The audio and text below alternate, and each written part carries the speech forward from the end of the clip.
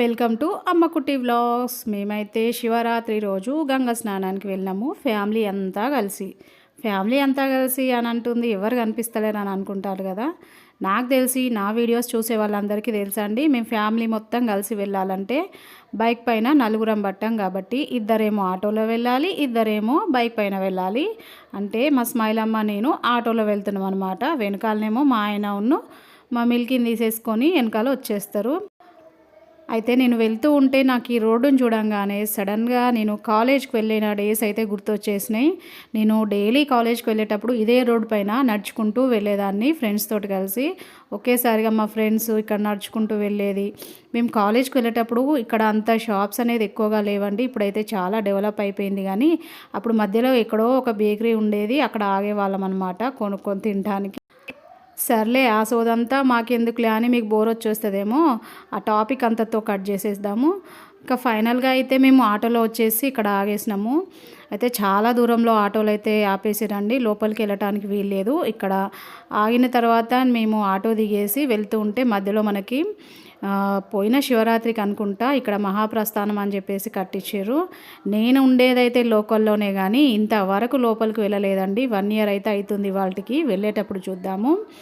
ఇంకా నడుచుకుంటూ వెళ్తుంటే ఇంకా శివరాత్రి కదండి, ఫుల్ షాపులు ఉన్నాయి. నాకైతే ఈ షాప్స్ చూస్తూ ఉంటే అన్నీ కొనుక్కోవాలనిపించింది. కానీ మనం వెళ్ళిన పని ఏంటి, ఫస్ట్ దర్శనం చేసుకోవాలి కాబట్టి నడుచుకుంటూ వెళ్తున్నాం. మా ఆయన కూడా వచ్చేసారు. ఇంకా నాకు షాప్ చూస్తూ వెళ్తుంటే బ్యాంగిల్స్ అయితే మంచి మంచి కలర్స్ ఉన్నాయండి, కొనుక్కుంటే బాగుండు అనిపించింది. కానీ టైం లేక కొనుక్కోలేదు అంతే. చూడండి ఇక్కడ మనకి గుడి వచ్చేసింది. ఈ గుడి అనమాట, ఈ గుడి సరౌండింగ్స్ మనం ముందుగా గంగా స్నానానికి వెళ్ళి వచ్చిన తర్వాతనే దర్శనం చేసేసుకోవాలి. చూడండి ఇక్కడ గుడి అనమాట, శివుడి గుడి ఉంటుంది, సత్యనారాయణ స్వామిది, అలాగే మిగతా గుడులు కూడా ఉంటాయి ఒకటే దగ్గర. ఇక్కడ మనం స్టార్ట్ అయినాం అనుకోండి, మీకు చూపిస్తా వ్యూ అనేది. చాలా దూరం నడుచుకుంటూ వెళ్ళాలండి. మనమైతే నడుచుకుంటూ వెళ్తాం కానీ చిన్నపిల్లలైనా లేకపోతే కొంచెం ఏజ్ ఎక్కువ వాళ్ళకైతే నడవటానికి చాలా ఇబ్బందిగా ఉంటుంది. మేము ఇంట్లో నుంచి 9:30కి అయితే స్టార్ట్ అయిపోయినాము. ఇక్కడికి వచ్చేసరికల్లా 10 అయితే అయింది. ఎందుకంటే మనకి లేట్గా వచ్చేసినాం అనుకోండి ఇంట్లో నుంచి, ఎండ స్టార్ట్ అయితే ఆ ఇసుకలో నడవలేమన్నమాట. ఎందుకంటే ఎండ ఎక్కువగా అవుతుంటే ఇసుక వేడైపోయి కాళ్ళు కాలుతాయి అన్నమాట. అందుకని చెప్పేసి ఇంకా ఇక్కడ వరకు అయితే షాప్స్ అయిపోయినాయి. అయిపోయిన తర్వాత ఇప్పుడు ఇసుకలో నడవడము స్టార్టు. మేము చిన్నగా ఉన్నప్పుడు నేను మా మమ్మీ డాడీ మా అక్క తమ్ములతో కలిసి గంగ స్నానానికి వచ్చేవాళ్ళమండి. పెళ్ళి అయినప్పటి నుంచి మా ఆయన ఎప్పుడు తీసుకురాలేదు. నాకు తెలిసి గుర్తున్నంత వరకు ఒక్కసారేమో తీసుకొచ్చినట్టున్నారు.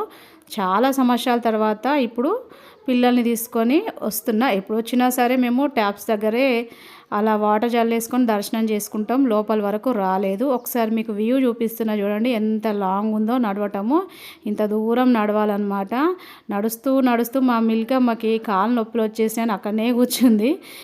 ఇంకా మా స్మైలమ్మ వచ్చేసి చెల్లె దగ్గరకు వచ్చిందిరా అని చెప్పంగానే లేచి ఇంకా ఉరుకుతూనే ఉంది. ఇంకా ఫైనల్గానైతే మనం గోదావరి దగ్గరకు వచ్చేసినాం.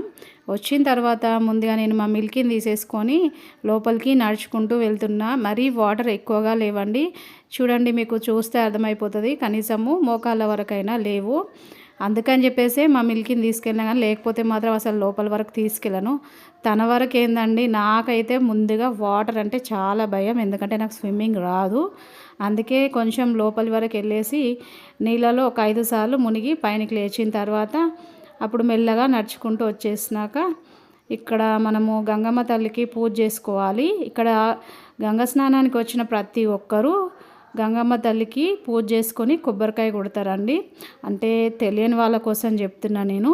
ఇంకా స్నానం చేసేసి ఒడ్డు దగ్గరికి వచ్చిన తర్వాత ఇసుకతోనే గంగమ్మను ప్రిపేర్ చేస్తారండి. చేసిన తర్వాత పూలతోటి మంచిగా సెట్ చేసుకున్న తర్వాత ముందుగా అగరబత్తీలు పెట్టేసిన తర్వాత కొబ్బరికాయ కొట్టేస్తారు.